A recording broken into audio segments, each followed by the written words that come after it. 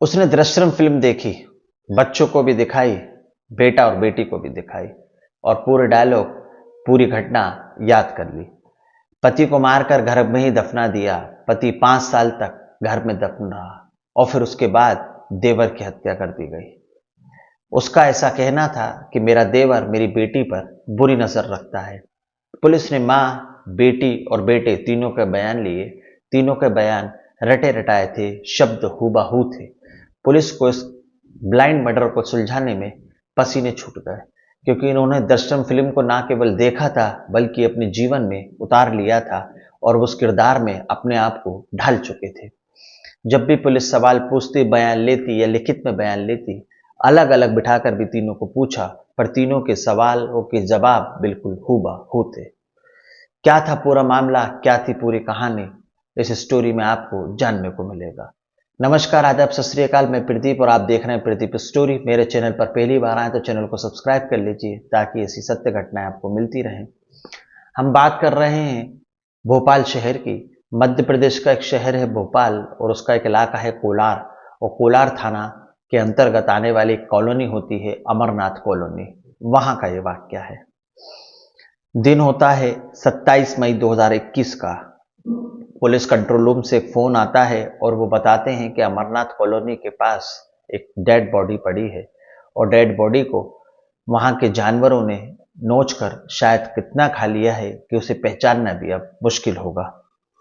Police आसपास के लोगों से पूछताछ करती है, सीसीटीवी फुटेज को खंगालती है, पर पुलिस के हाथ कुछ नहीं लगता है और पुलिस अब इस ब्लाइंड मर्डर में एक अंधेरे की तरफ बढ़ रही थी। अब कुछ दिनों बाद जब इस केस को आगे बढ़ाया जाता है तो कपड़ों के आधार पर उस मृत व्यक्ति की पहचान हो जाती है और जब ये पूरा मामला खुलता है तो ना केवल मध्य प्रदेश, ना केवल भोपाल, पूरे भारत में सनसनी फैल जाती है। अब एक बार ये केस फिर से सुर्खियों में आया है। इसका कारण है कि केंद्रीय गृह मंत्रालय द्वारा उस ऑफिसर को सम्मानित किया गया है जिसने कि इस दो कत्लों की वारदात को सुलझा दिया और ना केवल इस ब्लाइंड मर्डर को सुलझाया बल्कि एक प्रशंसनीय कार्य भी किया जिसलिए उन्हें पुरस्कार दिया गया। कौन थे वो ऑफिसर, अभी कहाँ है, सब कुछ इस कहानी में मैं आपको बताऊंगा। 2 कत्ल का खुलासा जब होता है तो लोगों को बड़ी हैरानी होती है। हैरानी इसलिए होती है कि हम जिन रिश्तों पर सबसे ज्यादा विश्वास करते हैं, जिन रिश्तों पर सबसे ज्यादा भरोसा करते हैं, वही रिश्ते अगर हमें धोखा दे दें तो क्या होगा, हम किस पे भरोसा करेंगे। तो भोपाल का एक थाना है कोलार और वहां की अमरनाथ कॉलोनी में एक रहने वाली महिला होती है जिसका नाम होता है उर्मिला। उर्मिला की एक बेटी होती है और एक बेटा होता है। 29 मई 2021 को एक काबिल पुलिस इंस्पेक्टर जिनका नाम होता है श्रीमान चंद्रकांत पटेल, जो इस समय मध्य प्रदेश के ही इंदौर शहर में पदस्थ हैं, घटना के समय वो भोपाल के कोलार थाने में पदस्थ थे जो कि मध्य प्रदेश में है। अब उस महिला को बुलाते हैं और उस महिला से बातचीत का सिलसिला शुरू करते हैं।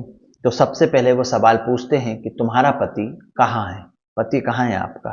तो वह कहती है कि साहब, एक दिन पहले की बात है, वो मुझसे और बेटी से थोड़े से नाराज लग रहे थे, गले मिले, माथे को चूमा, ऑटो की चाबी ली और घर से निकल गए और आज तक वापस नहीं आए। तो टीआई साहब कहते हैं कि 5 साल हो गए, 2021 में पूछताछ हो रही थी, मतलब कि ये 2016 का मामला था, 5 साल हो गए, तुम्हारा पति गायब है। तुमने पति को आज तक ढूंढने की कोई वकायत नहीं की, ना ही उसकी गुमशुदगी की कोई रिपोर्ट लिखाई। तो उसने कहा, साहब मैंने बहुत ढूंढा था, मैं पुलिस अधिकारियों के पास गई, मैंने आवेदन दिया, काफी चक्कर काटे, पर कुछ पता नहीं चला। जब पता नहीं चला तो मैं थक हार कर अपने घर पर बैठ गई।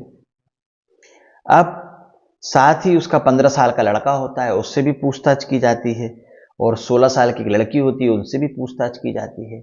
जब तीनों से पूछते हैं तो तीनों के बयान बिल्कुल सेम थे कि पापा आए, मेरे माथे को चूमा, ऑटो की चाबी ली और घर से चले गए। मतलब कि तीनों के जो बयान थे वो स्क्रिप्ट रटी हुई थी, हूबहू बयान थे, हूबहू कथन थे, एक भी शब्द इधर का उधर नहीं था।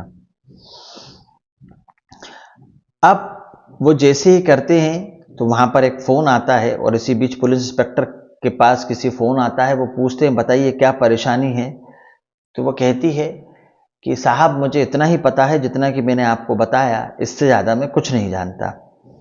अब पुलिस इंस्पेक्टर एक ब्लफ खेलते हैं, एक चाल खेलते हैं, अंधेरे में एक तीर चलाते हैं, उस महिला से बोलते हैं कि हमें एक कंकाल मिला है, एक बॉडी मिली है, कंकाल मिला है, और अब तुम भी जेल जाओगी, तुम्हारी बेटी भी जेल जाएगी, तुम्हारा बेटा भी जेल जाएगा, और तुम सब लोग अब जेल में रहोगे, पूरे जीवन भर वहीं चक्की पीसोगे। अब इस महिला के जो फेस एक्सप्रेशन होते हैं वो लोग को एकदम बदल जाते हैं, वो चेहरे को उसके पढ़ लेते हैं और उसका चेहरा एकदम बदल जाता है, जैसा कि किसी मुलजिम के चेहरे पर भाव आते हैं। तो वो कहती है कि साहब मैं सब कुछ बताने को तैयार हूं, पर मेरी बात को सुनिए अब आप। वो कहती है कि उसका पति था जो विकलांग था और देखने में ज़्यादा सुंदर नहीं था, इसलिए वो पहले से ही उसे पसंद नहीं था, और बीच में उसका जो देवर होता है वो बहुत अच्छा लगने लगता है उसे, वो देवर उसको पसंद आ जाता है और वो उसके साथ कभी कभार शारीरिक संबंध बना लिया करती थी। अब उसके साथ वो रिश्ते होते हैं, वो रिश्तों को बंद कर देती है, मतलब उससे मिलना जुलना, शारीरिक संबंध बनाना बंद कर देती है। अब उसे उम्मीद ही नहीं थी कि एक दिन उसके पति ने इन दोनों को आपत्तिजनक स्थिति में देख लिया है। अब उसका पति नाराज होने लगता है और साथ ही मारपीट करता है। तो पति के साथ बेइंतहा मारपीट करते हैं और आखिर में वो तारीख आ जाती है, यानी कि 2021 से 5 साल पहले 4 अगस्त 2016 को, जब पति घर पे आता है। शराब पी रखी थी उसने, वो पत्नी से लड़ाई झगड़ा करता है, मारा पीटी करने लगता है और पत्नी को गुस्सा आ जाता है। पत्नी भी उसके साथ मारा पीटी करती है, अपना बचाव करती है और गुस्से में उसके मुंह में कपड़ा ठूस देती है और उसका गला दबा देती है। अब पत्नी जब उसका गला दबा रही थी तो उसने पत्नी का गला दबाना शुरू किया और पत्नी में पता नहीं कहां से इतनी ताकत आ गई कि पास में ही रखे हुए एक भारी चीज से उसने पति के ऊपर हमला कर दिया। अब वो पति को मारती है, जैसे ही पति को मारती है तो पति की घटनास्थल पर ही मौत हो जाती है। पत्नी का नाम उर्मिला था और पति का नाम रंजीत था। अब जो उसका पति होता है उसके साथ वो ये खबर कर ही रही थी कि अचानक सबको इतना जल्दी हो गया कि उसे पता ही नहीं चला। अब वो थर थर कांपने लगती है। वो देखती है कि बेटा और बेटी देखते हैं कि माँ ने उनके पिता की हत्या कर दी है।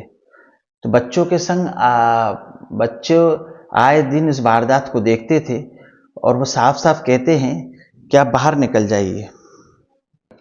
बेटी रोज इस वारदात को देखा करते थे। तो उर्मिला ने पहले तो अपने पति की हत्या कर दी और कुछ दिन बाद देवर की हत्या कर दी। अब पुलिस को कोई क्लू नहीं मिल रहा था, पर ऐसे जो टीआई साहब होते हैं, श्रीमान चंद्रकांत पटेल, वो इस मामले को पूरी तरह सुलझा देते हैं और अभी वो मध्य प्रदेश के शहर इंदौर, वहां के विजयनगर थाने में पदस्थ हैं। अब पूरा मामला जब खुलता है और जो पूरे मामले की वजह थी, पूरा मामला क्या था, ये अभी आपको जानने को मिलेगा। पुलिस ने मोहन की भाभी को गिरफ्तार किया और मोहन की हत्या के मामले में उसकी भाभी उर्मिला मीना को गिरफ्तार कर लिया गया।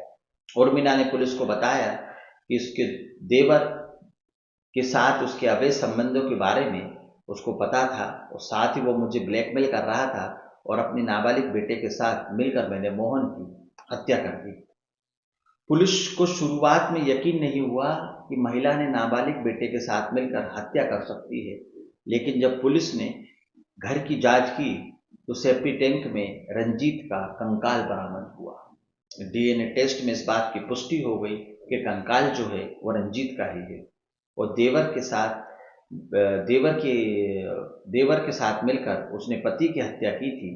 और उर्मिला ने पुलिस को बताया कि मेरे प्रेमी देवर मोहन के साथ मिलकर मैंने 5 साल पहले अपने पति रंजीत की हत्या की। रंजीत विकलांग था और मैं उसे पसंद नहीं करती थी। और उर्मिला ने बताया कि पति विकलांग था, वो उसे पसंद नहीं करती थी।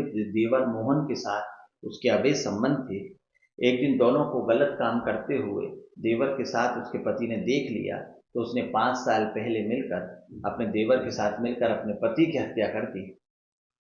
फिर किस्मत को शायद और ही कुछ मंजूर था, उसका देवर उसे ब्लैकमेल करने लगा, उसकी अश्लील वीडियो और फोटो वायरल करने की धमकी देने लगा।